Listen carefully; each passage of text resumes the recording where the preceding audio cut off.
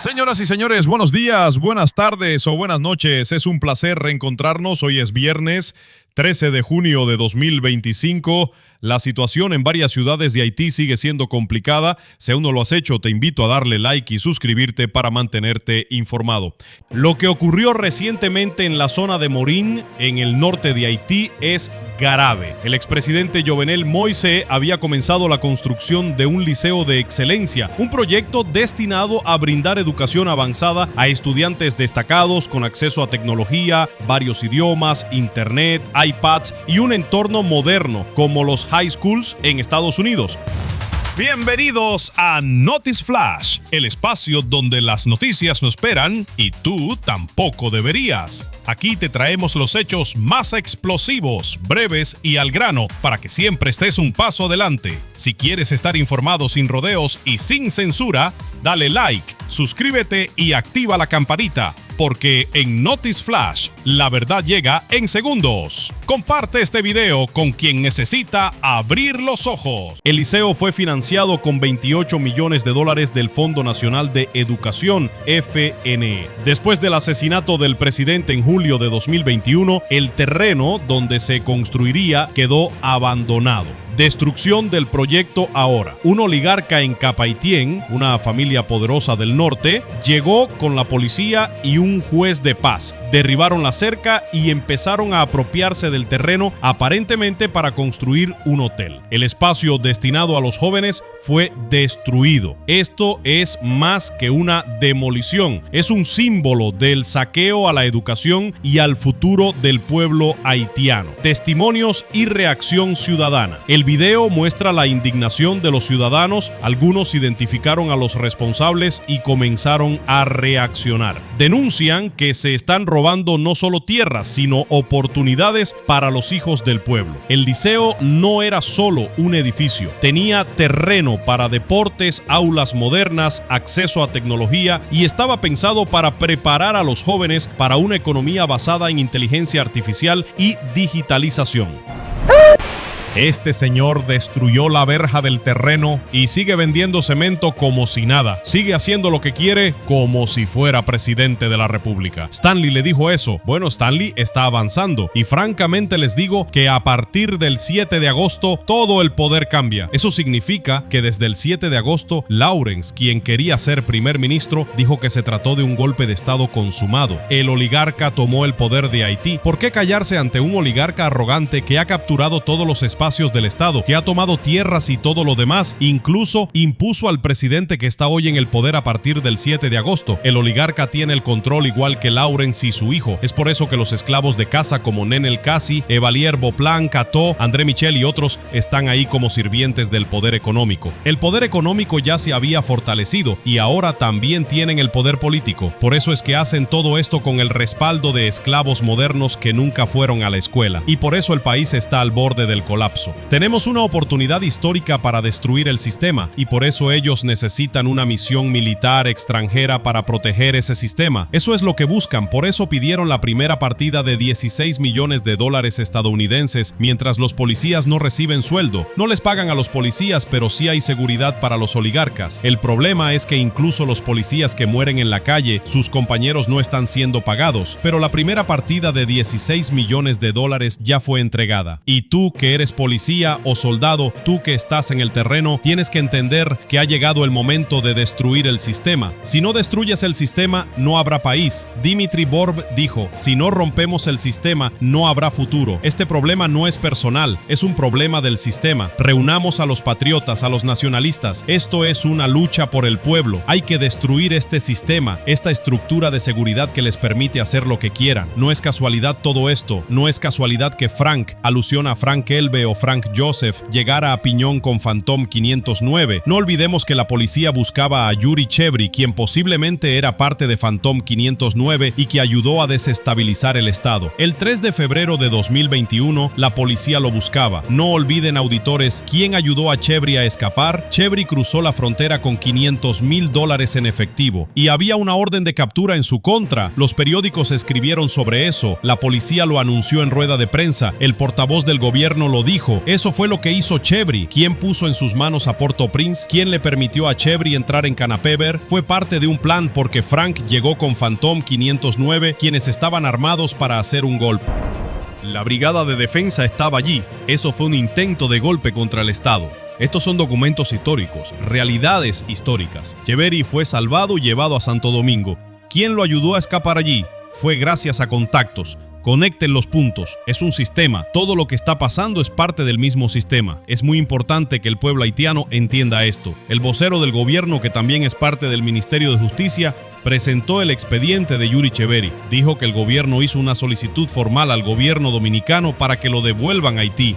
El expediente muestra una conexión muy fuerte con este individuo y hay pruebas. La DCPJ, Dirección Central de la Policía Judicial, documentó todo esto. El pueblo haitiano tiene derecho a saber quién está implicado en todo esto. El gobierno cuenta con la colaboración de las autoridades dominicanas. Chevry cruzó la frontera con $2 millones en efectivo, dinero del secuestro del crimen organizado en Haití. Se presentaron videos de la policía mostrando las pruebas porque es importante que el pueblo haitiano escuche la verdad. Este Chevry volaba en helicópteros oficiales del gobierno, estaba en todas partes, era un criminal peligroso y fue él quien ayudó a desestabilizar el país, permitiendo que las bandas tomaran el poder. Hay múltiples elementos que ya están en manos de la DCPJ, incluyendo órdenes de captura, que implican al ex magistrado de Puerto Príncipe, Yuri Chevry. Ya hubo 3 intentos de arrestarlo. ¿Por qué fue puesto Patrick Petion como ministro de Justicia? Porque él era abogado de Phantom 509. ¿Quién lo puso ahí? Fue Dimitri Borbe y Fritz Yang, quienes le pagaron como abogado y luego lo colocaron como ministro. Fue ese mismo abogado quien reinsertó a los miembros de Phantom 509 en la policía y quien coordinó operaciones policiales con las bandas. La policía y las bandas actuaban juntas. Por eso hay fotos del ministro de Justicia marchando junto a Jan Joseph, un líder de Phantom 509. Todo eso fue financiado por los oligarcas. Ceremonia en San Marque por el 30º aniversario de la PNH. El jueves 12 de junio de 2025 se celebró en la Iglesia Católica de San Marc una misa conmemorativa por los 30 años de existencia de la Policía Nacional de Haití, PNH.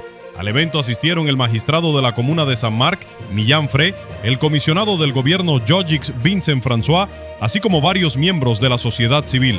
Durante la ceremonia, el padre Ralph Augustin elogió el valor de los agentes de policía que arriesgan sus vidas para proteger a la población, especialmente en estos tiempos difíciles.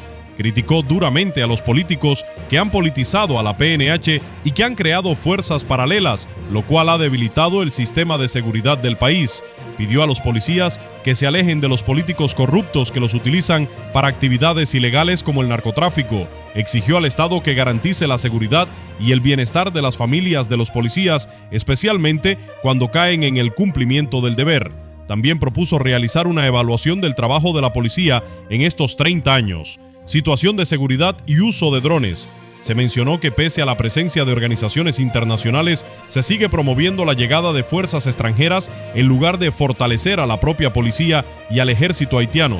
El padre Augustin insistió en que con los medios adecuados, Haití puede resolver su crisis de inseguridad sin depender del extranjero. Durante la transmisión también se discutió el uso de drones en zonas dominadas por pandillas. Algunos drones han sido utilizados en operativos contra los bandidos, pero se expresó preocupación sobre el hecho de que estos sean operados por fuerzas extranjeras. Se pidió que se manejen de forma profesional para evitar daños a civiles inocentes. Se reportó que en zonas como Carrefour y Village de Dieu hay drones que han sido derribados y que existen zonas donde la policía y los bandidos aparentemente conviven. Se mencionó la caída de drones en zonas como Gravín, lo que generó más tensión. Violencia contra mujeres en Maranata. También se denunció una masacre ocurrida en el barrio Maranata, donde varios jóvenes, especialmente mujeres, perdieron la vida en un ataque con drones. Según reportes, muchas de las víctimas eran mujeres que hacían shows para los bandidos y que tenían algún tipo de relación con ellos, aunque se desconoce el grado exacto de implicación. Un testigo indicó que muchas jóvenes murieron, algunas simplemente por estar en el lugar, y que esto muestra la brutalidad de los ataques sin precisión. Llegada de vuelo desde Miami uso de mercenarios, se reportó el aterrizaje de un avión procedente de Miami en el aeropuerto Antoine Simón como parte de un programa de prueba para formalizar vuelos internacionales. La aerolínea involucrada fue IBC Airways. Más adelante se discutió la presencia de mercenarios extranjeros en el país. Algunos participantes expresaron su rechazo a que Haití entregue su soberanía a fuerzas extranjeras durante 20 años o más. Se cuestionó la decisión del gobierno de traer mercenarios y la falta de claridad sobre sus verdaderas intenciones. Informe de las Naciones Unidas, 13 de junio 2025. Derechos humanos. La comunidad internacional debe actuar con determinación para estabilizar al país caribeño. Urge el responsable de velar por los derechos humanos, llamando a todos los estados a no deportar a ningún haitiano y a proteger a estas personas de la discriminación y la estigmatización. La crisis de derechos humanos en Haití llega a nuevas profundidades con la violencia de las pandillas, extendiéndose fuera de Puerto Príncipe hacia el centro del país, donde se cometen asesinatos, violaciones y secuestros, alertó este viernes el alto comisionado de la ONU para las Garantías Fundamentales. Volker Turk informó que su oficina pudo verificar que entre enero y mayo fueron asesinadas al menos 2.680 personas, entre ellos 54 niños. Además, 957 personas resultaron heridas y los secuestros para pedir rescate sumaron 316. Turk detalló que también aumentan la violencia sexual y el reclutamiento de niños. Según datos de la ONU, la violencia de las pandillas ha obligado al desplazamiento de un récord de 1,3 millones de personas, pero aunque alarmantes, las cifras no expresan los horrores que los haitianos sufren a diario, apuntó Turk, expresando su preocupación por el impacto desestabilizador en otros países de la región. Grupos de autodefensa actuando por su cuenta. El alto comisionado advirtió que los grupos de autodefensa están actuando por su cuenta ante la insuficiencia de las fuerzas públicas para restablecer la seguridad, lo que da lugar a mayores atropellos de los derechos humanos. En este renglón, citó intensos choques entre bandas y grupos de autodefensa en la región del Bas Artibonite, que dejaron unas 25 personas muertas y 10 heridas el 20 de mayo pasado. Las víctimas sucumbieron por ataques con machetes dentro de una iglesia o en sus casas de parte de individuos que las acusaron de apoyar a las pandillas.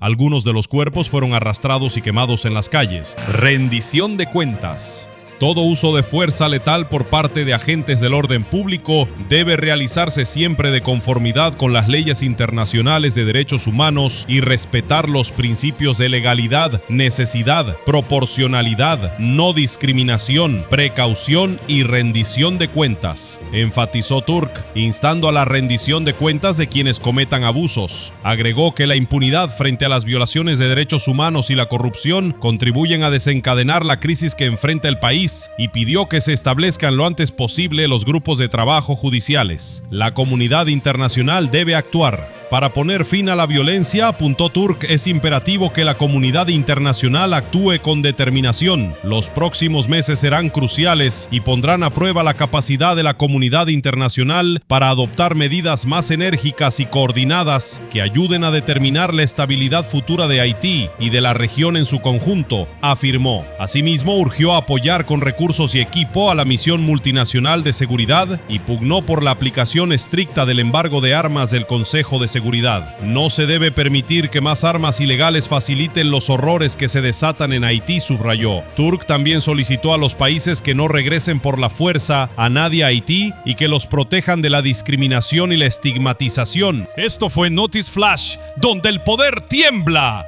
y tú te enteras. Déjanos tu opinión en los comentarios y no te pierdas el próximo reporte. Nos vemos en el siguiente Flash. Con las informaciones sin rodeos y sin censura, dale like, suscríbete y activa la campanita porque en Notic Flash la verdad llega en segundos. Comparte este video.